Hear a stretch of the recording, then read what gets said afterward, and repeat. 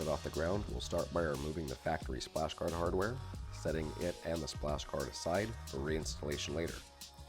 For added off-road protection, keep an eye out on our website for our new heavy-duty Silverado skid plates coming out soon. Remove the two support brackets from the cross members. This will provide enough space to lower the differential during the spacer installation.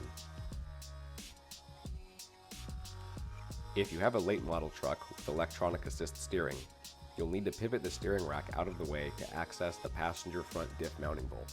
The 4 mounting bolts for the steering rack are located here, here, and here. Loosen the upper right hand bolt, but don't remove it. Loosen and remove the other 3 bolts. Now you can pivot the steering rack down to access the differential bolt.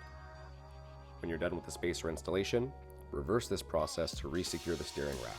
Support the differential from both sides. If you're working on the ground, a jack stand on one side and a hydraulic jack on the other will be just fine. Remove the 4 nuts securing the differential brackets to the frame of the truck.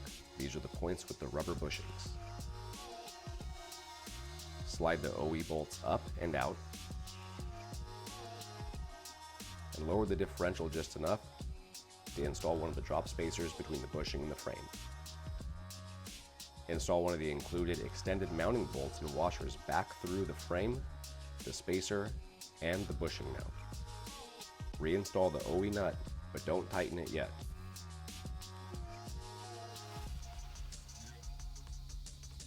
Repeat this process at all 4 corners of the differential.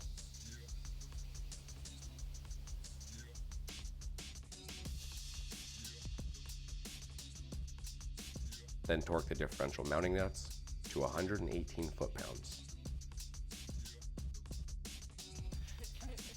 Reinstall the support brackets onto the cross member using the original hardware.